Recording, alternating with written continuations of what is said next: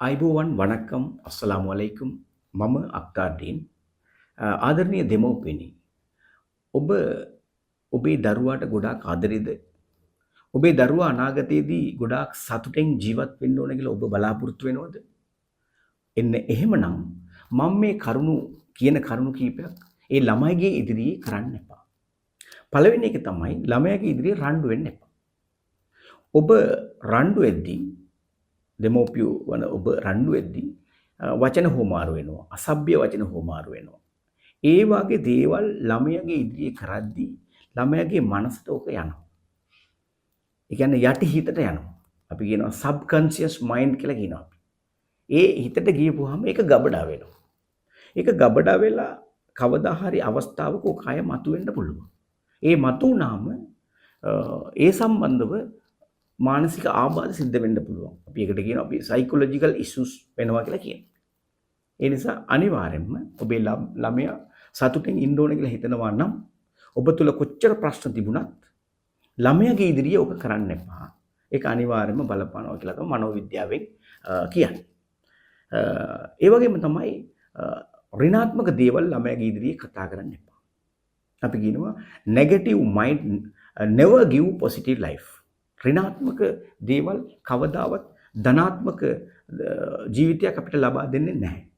ළමයාගේ ඉදිරියේ ඔබ ඒ නෙගටිව් දේවල් කතා කරද්දී ඒ ළමයාගේ හිතට යනවා. ඒකත් අනිවාර්යෙන් ළමයාගේ අනාගතයට බලපාන්න පුළුවන්. එහෙනම් ඔබේ ළමයාට ආදරේ නම් ළමයා සතුටින් ඉන්න ඕන හිතනවා නම් ළමයාගේ ඉදිරියේ සතුටින් ඉන්න නැත්නම් ඉන්න වගේ රඟපාන්න. ඒක ගොඩාක් වටිනවා ඒ ළමයාගේ සතුටට. දෙවෙනි කාරණාවට අපි ගත්තොත් ටයිම් එලොකේෂන් කියලා කියනවා අපි. වෙලාව වෙන් කිරීම. දැන් ඔබ ළමයා වෙනුවෙන් ඔබේ පවුල වෙනුවෙන් වෙලාවක් වෙන් කරලා දෙනවනේ දවසකට. එයාලා වෙනුවෙන් ඉන්න ඕනේ කියලා. ඒක පැය භාගයක් දෝ පැයක් දෝ ඒක ඔබ තීරණය කරගන්න.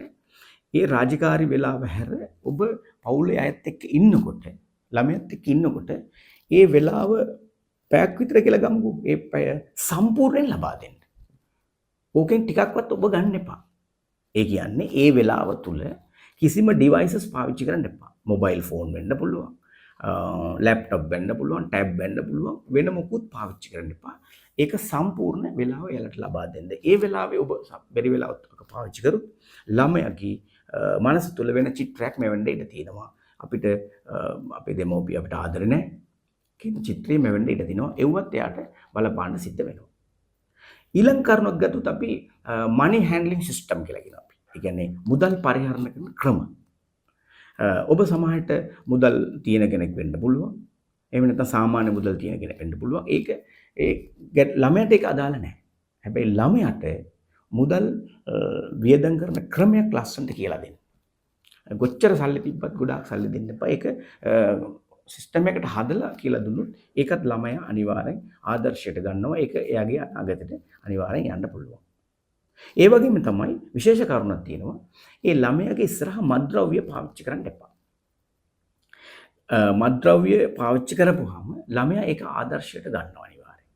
ආදර්ශයට ගත්තාම ඒ ළමයාගේ ඒක අනාගතයට අනිවාර්යෙන් ගන්න සිද්ධ වෙනවා. මොකද මත්ද්‍රව්‍ය වලින් වෙන හානි අපි දන්නවනේ. ඒ නිසා ඒක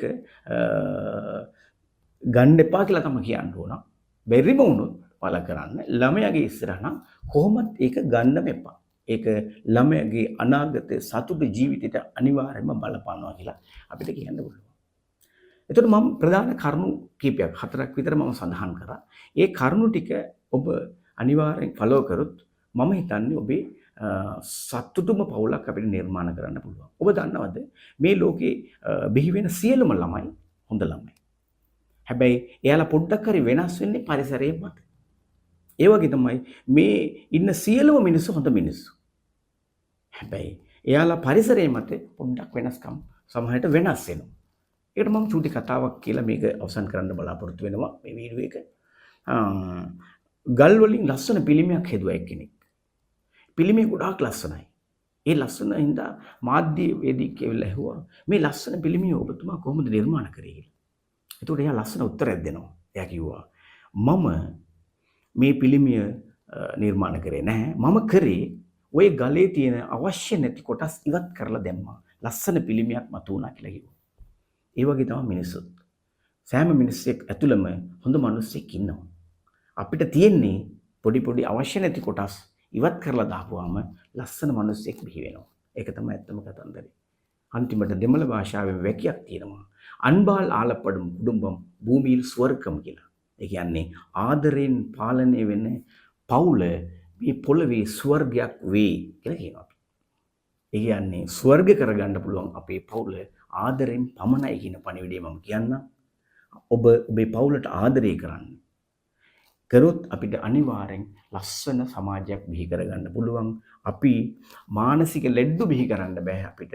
අනාගතේ හදනවා නම් රටේ අනාගතයටත් සමාජයේ අනාගතයටත් අපි හදන්න ඕනේ ධනාත්මක චින්තන වලින් පිරිණු ළමයි සෙට් එකක්. එහෙම වුණොත් පමණයි අපිට හොඳ සමාජයක් බලාපොරොත්තු වෙන්න පුළුවන්. එහෙනම් මගේ ආදරණීය දෙමව්පියනි, ඔබේ ලස්සන ජීවිතයට තවත් ලස්සන දෙයක් එකතු කරගන්න අපිත් එක්ක රැඳෙන්න. ඔබ තාමත් අපේ YouTube channel එක subscribe කරලා නැත්නම් subscribe කරගන්න. එතකොට අපි දාන අලුත් වීඩියෝ ඔබට නරඹන්න පුළුවන් වේවි. එහෙනම් ඔබ සියලුම දෙනාට සුබ අනාගතය කියලා ප්‍රාර්ථනා කරමින් මම නිහඬ වෙනවා. නන්රි වණකම් අයිබෝවන් අස්සලාමු අලයිකුම්.